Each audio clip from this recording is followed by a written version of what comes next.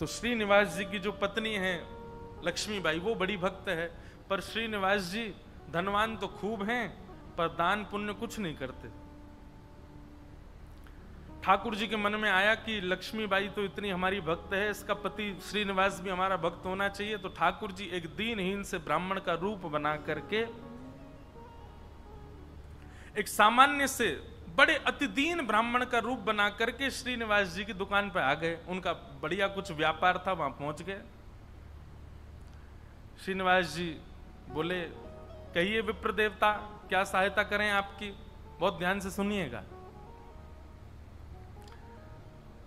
भगवान दीनहीन से ब्राह्मण बन के गए, बोले देखिए आप तो नगर सेठ हैं, आप पर तो इतना धन है, आपका तो इतना बड़ा व्यापार है, मेरे बालक का जनेऊ संस्कार यज्ञोपवीत होना है, मुझ पर ज्यादा धन नहीं है, यदि आप मेरी थोड़ी सी सहायता कर देंगे तो मैं अपने पुत्र का जनेऊ संस्कार कर दूंगा।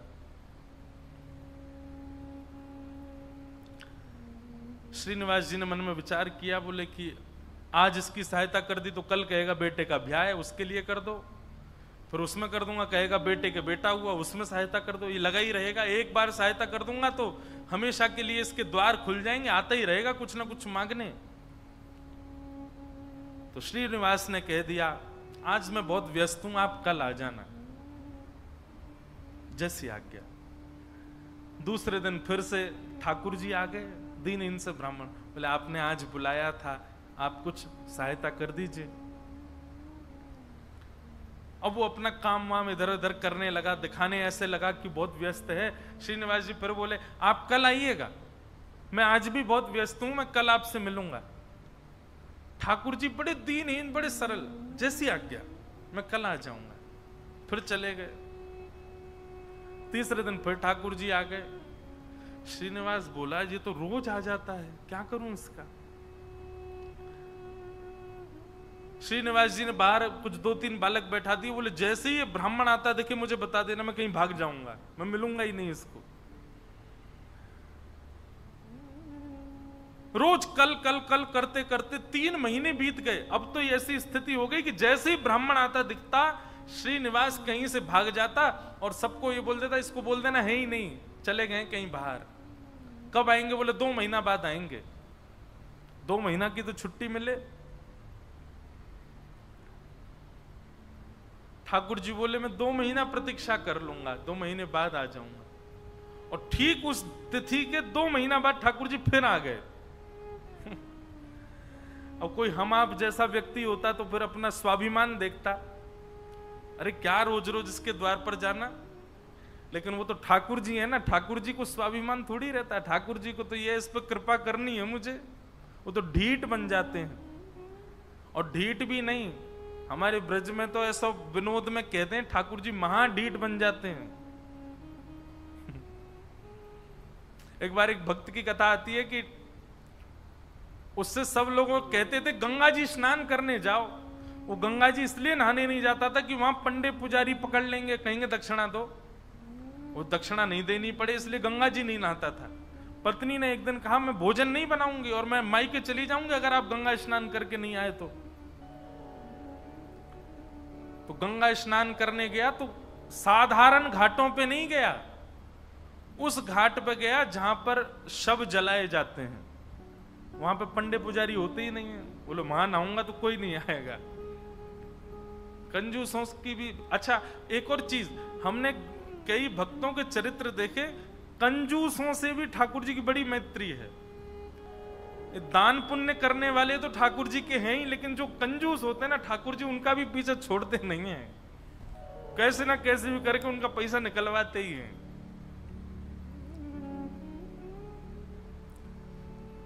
ये किसी अन्य भक्त की कथा है कि वो फिर मरघटा में गया, शमशान के घाट पर जाकर के जैसे ही डुबकी लगाई और डुबकी लगा के बाहर आया तो ब्राह्मण का वेश धारण करके ठाकुर जी आ गए। आइए आइए यजमान, जय हो, बड़े दिनान में देखो। बोले तुम यहां भी आ गए? बोले हम तो सब जगह रहते हैं। लाओ लाओ भैया, आज हमारी सुबह से किसी ने तिलक बिलक नहीं किया, लाओ चलो कुछ दक्षिणा दो। वो कथा बड़ी लंबी है, बड़ी प्रसिद्ध भी है। उसने कहा घर आ जाना, तो ठाकुर जी घर पहुंच गए। पत्नी ने कहा बाहर ब्राह्मण खड़ा है, उसको दक्षिणा देनी है।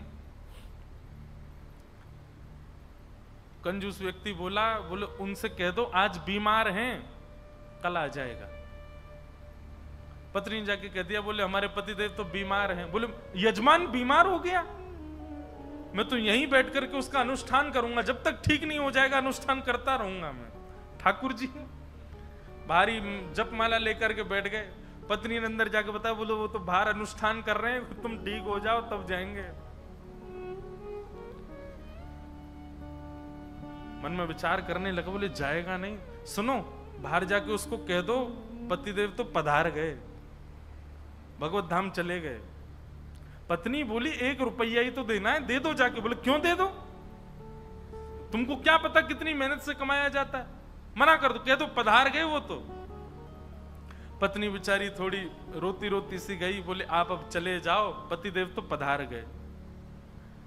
ठाकुर जी बाहर ब्राह्मण बन के बैठे। ठाकुर जी बोले मेरे यजमान पधार गए, अंतिम संस्कार मैं करा के जाऊंगा, मेरे यजमान है, उनकी शव यात्रा में जाऊंगा, उनकी अर्थी मैं बनवाऊंगा, चिता में लकड़ियां मैं लगवाऊंगा, अपने हाथ से एक एक लकड़ी रखवाऊंगा, और मैं वेद मंत्र बोलूंगा, मेरे मंत्रों के उच्चारण से उनके अग्नि संस्कार होगा। मुझे नहीं चाहिए दक्षिणा, आप मत देना मुझको, अब मैं मुफ्त में उनका संस्कार करा के जाऊंगा। पत्नी दौड़ी दौड़ी गई, बोले 1 रुपया निकाल के दे दो, वो तो संस्कार कराने को तैयार है तुम्हारे।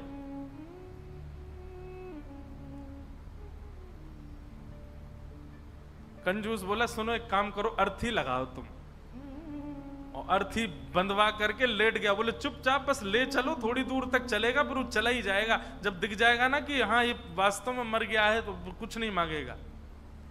महाराज अर्थी पर चढ़ गया, राम नाम सत्य बुलवाता हुआ जा रहा है शमशान, लेकिन 1 रुपया नहीं दे रहा है। ठाकुर जी भी चल रहे, बोले तू ढीठ है, मैं महाढीठ हूं, मैं भी लेके ही जाऊंगा। शमशान पहुंच गए, वहां पर चिता बन गई, चिता में शव को रख दिया। उसका छोटा बच्चा वो अपने पिता के पास जाके, पिताजी दे दीजिए ना, वो यहीं खड़ा है, वेद मंत्र बोल रहा है, आपके सारे तो पिंडदान करवा दिए उसने, अब दे दीजिए उसको। बोले तू कुछ मत कर, तू परिक्रमा लगा के चिता में अग्नि लगा, जैसे ही थोड़ी अग्नि प्रज्वलित होगी चला जाएगा, मैं उठ के बाहर आ जाऊंगा। बालक ने जैसे ही चिता में अग्नि लगाई, चिता जलने लगी। ठाकुर जी के मन में विचार आया, बोले भैया भगत, मैं हारा तू जीता, तू निकल के बाहर आ। तुरंत उसका हाथ पकड़ करके खींचा और ठाकुर जी अपने रूप में प्रकट हो गए। वाह भाई, तेरी कंजूसाई पर हम तेरे पर न्यौछावर हो गए, वाह ऐसी कंजूसाई। ऐसे अद्भुत अद्भुत भक्त हुए ठाकुर जी के। तो ऐसे ही थे ये श्रीनिवास।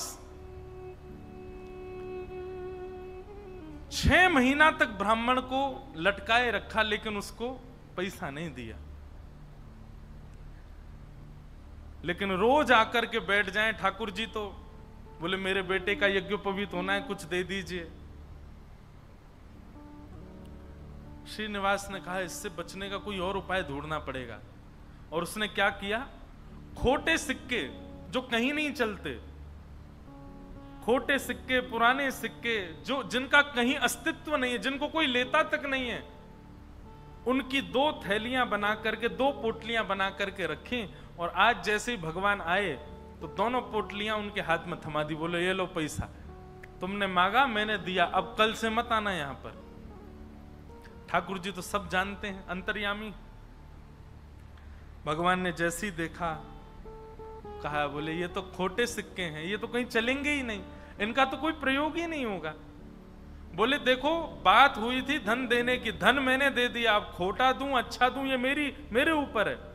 तुम मंगता हो, मैं दानी हूं, मैं चाहे जो दूं, तुम मना नहीं कर सकते, लेके जाओ इनको। ठाकुर जी बोले कृपा तो इस पर मुझे करनी है, चाहे जो हो जाए।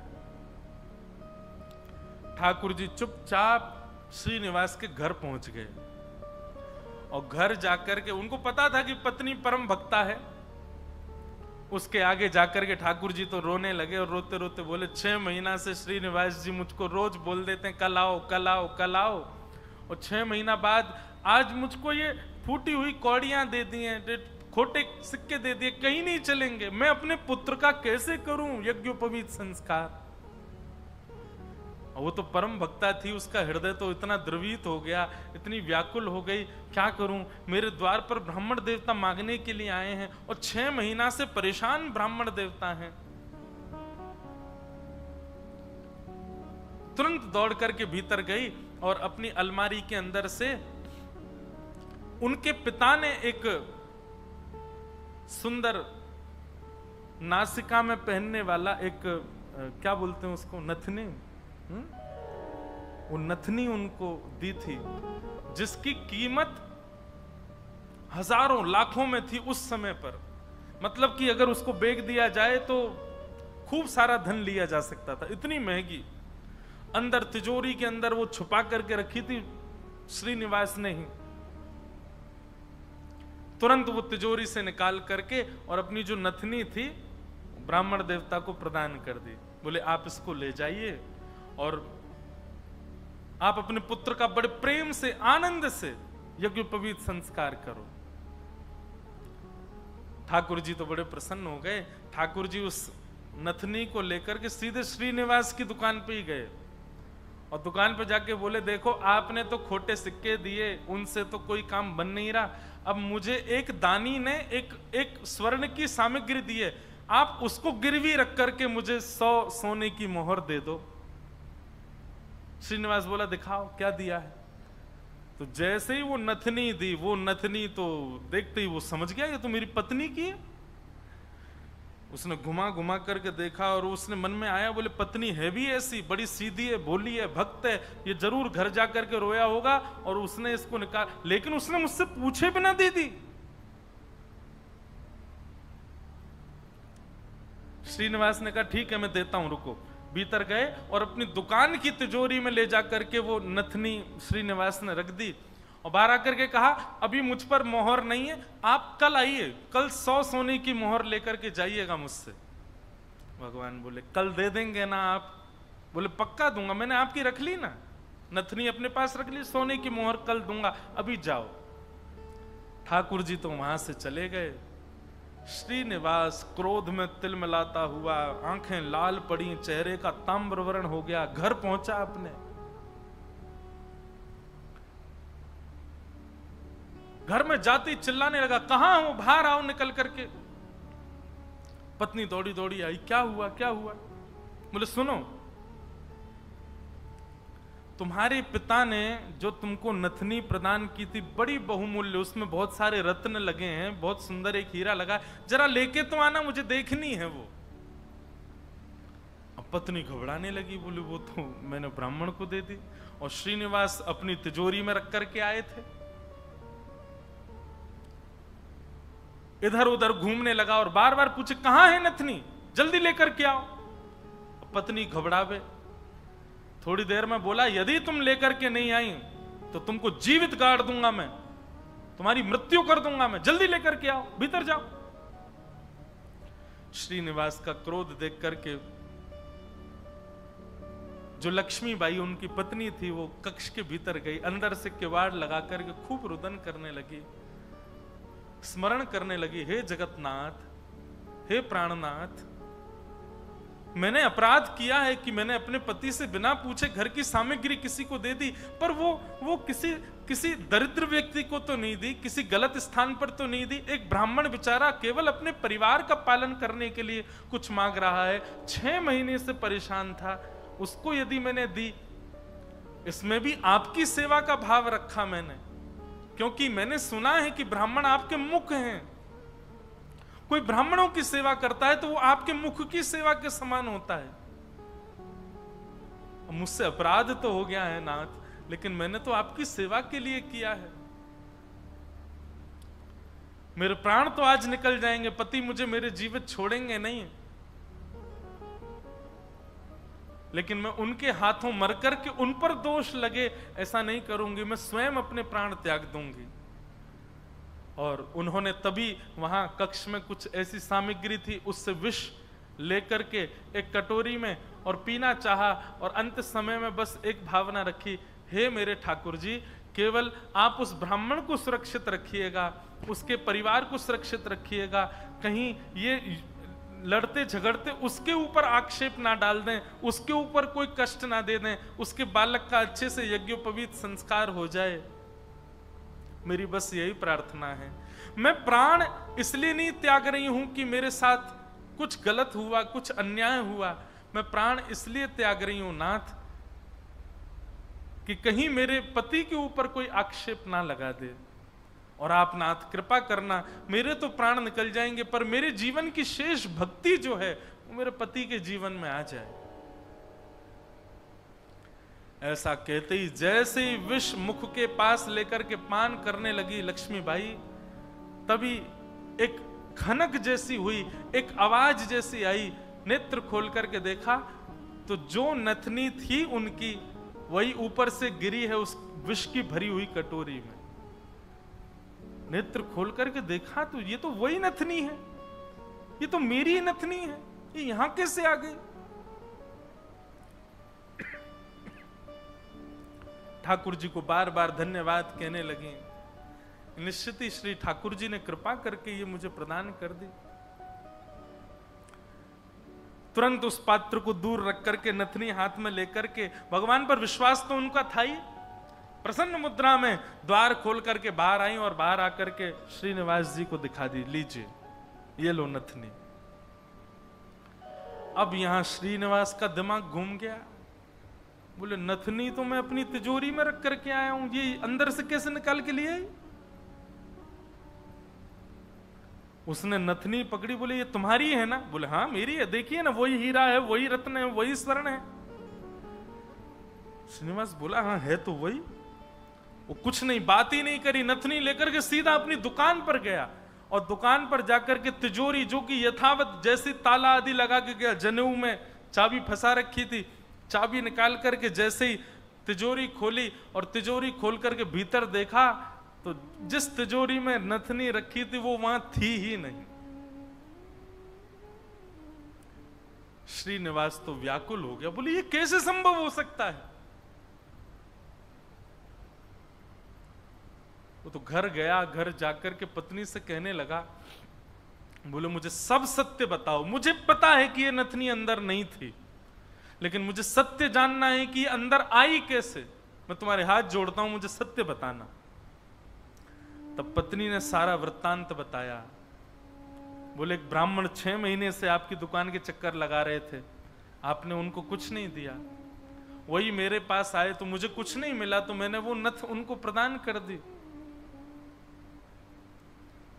बस मैंने उनको प्रदान की थी। अब आपको कैसे इसका पता चला ये नहीं। तो फिर आगे श्रीनिवास ने बताया, बोलो ब्राह्मण मेरे पास आए और मेरे पास आके नथनी को उन्होंने गिरवी रखा, 100 सोने की मोहर मांगी थी, मैंने कल आने के लिए उनको कहा,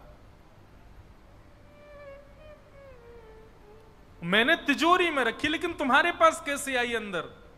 पत्नी ने बताया, बोले जब आप बहुत क्रोध करने लगे तो भीतर जाकर के मैं विष पान करने की योजना बना रही थी, और जैसे ही मैंने विष अपने मुख से लगाया तभी खनक करके आवाज आई और जिस पात्र में विष था उसमें नथनी अपने आप आकर के गिर पड़ी। ये बात सुनते ही श्रीनिवास रुदन करने लगे, रोने लगे, और रुदन करते करते उनको वो बार बार ब्राह्मण की छवि दिखाई देने लगी और बार बार उसकी छवि में ठाकुर जी का रूप दिखने लगा। वो स्मृति आने लगी कि जब मैं कह देता था कल आ जाना तो बेचारे ऐसे हाथ जोड़ करके, ठीक है बाबूजी मैं कल आ जाऊंगा, पर कल आप दे देंगे ना मेरे पुत्र का यज्ञोपवीत होना है। ये सारी स्मृति श्रीनिवास के चित्त में उठने लगी और ये विश्वास प्रगाढ़ हो गया कि ये सामान्य ब्राह्मण नहीं थे, साक्षात ठाकुर जी थे, और ये ठाकुर जी अनुग्रह करके मुझसे दान कराने के लिए आ रहे थे। अरे दान क्या कराने आ रहे थे, मेरे आगे हाथ जोड़ करके मांगने के लिए आ रहे थे।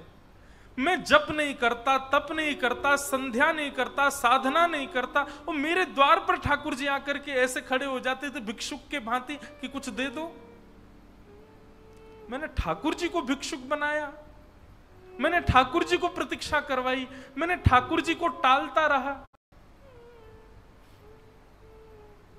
अपनी पत्नी के चरण पकड़ लिए, बोले तुम्हारी भक्ति किस योग्यता है? मैं तो घोर नास्तिक हूं, मैंने तो अपने जीवन में कुछ भी अच्छा नहीं किया।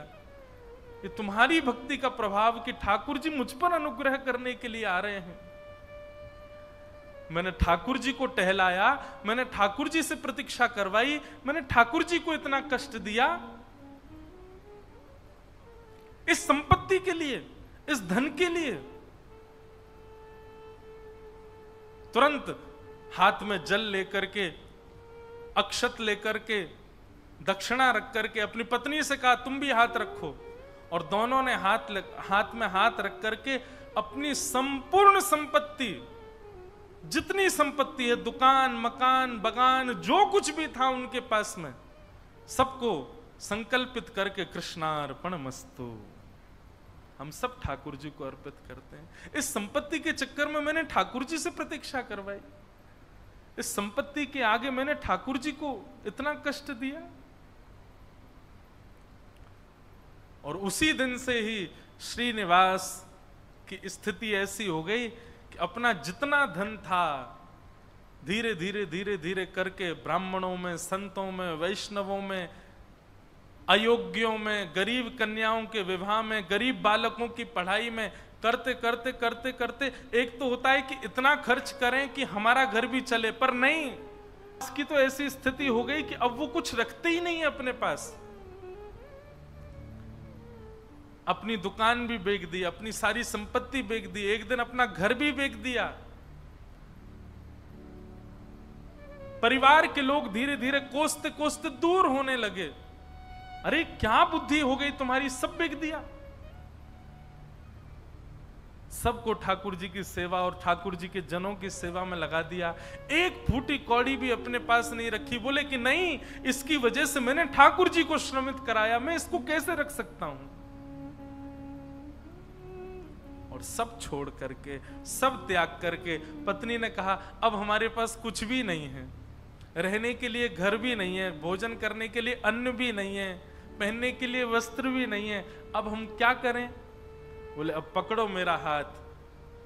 अब हमने सब छोड़ दिया, क्योंकि अब तक सबको अपना माना था, पर अब हमारे नाथ, हमारे स्वामी श्री पंडरीनाथ हैं, श्री विठ्ठल भगवान हैं। चलो उन्हीं की शरण में, चलो उन्हीं के नगर में, वही खिलाएंगे, वही रिलाएंगे, वही सब करेंगे हमारी व्यवस्था। और श्रीनिवास अपनी पत्नी के साथ पंढरपुर आ गए हमेशा के लिए। यहां आकर के उन्होंने दिव्य एक संत थे, उनसे गुरु दीक्षा ली। और गुरु दीक्षा लेने के बाद केवल एक ही उनका काम, दिन में जाना और जाकर के श्री पंडरीनाथ भगवान का दर्शन करना, और पूरे दिन यहाँ के वैष्णवों का दर्शन, उनकी सेवा करना, यही उनका काम। दीक्षा के बाद गुरुदेव ने उनको दूसरा नाम प्रदान कर दिया। दीक्षा में एक नाम दिया जाता है, और अब तक उनका नाम श्रीनिवास था, अब उनका नाम पुरंदर दास हो गया।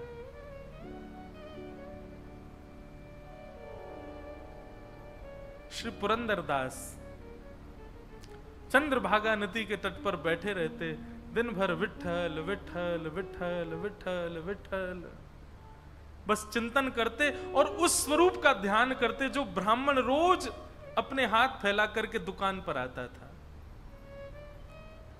चार लोगों को बैठ करके बताते कि मेरी दुकान पर कैसे ठाकुर जी आते थे, और मैं नालायक, मैं दुष्ट प्राणी, मैं रोज उनसे कहता था कल आ जाना, कल आ जाना। अरे मैंने कितना बुरा किया, लोग खड़े करके दिखवाता था, दूर से दिख जाते तो मैं भाग जाता था। मेरे द्वार पर साक्षात जगन्नाथ आते थे, और मैं उनके साथ ऐसी लीला करता, ऐसा कपट करता था। उस कपट का ही दंड दे रहा हूं खुद को। और उसी स्थिति में रहते रहते रहते रहते श्री पुरंदर दास जी एक कवि के रूप में निर्मित हो गए, और ठाकुर जी की सुंदर सुंदर रचनाएं लिखने लगे। सुंदर सुंदर पदावली, सुंदर सुंदर भाव, लेकिन पुरंदरदास जी का यह भाव है कि वो अधिकतर रचनाएं कन्नड़ भाषा में ही लिखते थे और सुंदर रचनाएं करके श्री पंढरीनाथ भगवान को सुनाया करते थे। पंढरपुर आने वाले भक्त पुरंदरदास जी की रचनाएं सुनकर के आनंदित हो जाते थे और श्री पंढरीनाथ भगवान के सन्मुख कीर्तनकार जा जा करके उस रचनाओं को गाया करते थे। इस प्रकार पुरंदरदास जी अपना जीवन शेष समय एक कवि के भांति भगवान लीला चिंतन करते करते उन्होंने ठाकुर जी के श्री चरणों में अपने प्राणों का परित्याग कर दिया। कहने का अभिप्राय,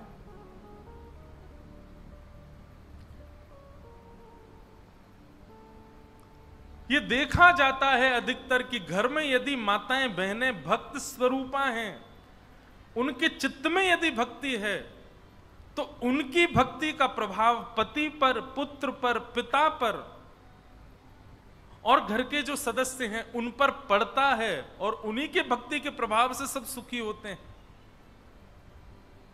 जिस प्रकार लक्ष्मीबाई की भक्ति के प्रभाव से श्रीनिवास परम भक्त हुए और परम भक्त होकर के श्री ठाकुर जी के चरणों को प्राप्त हो गए,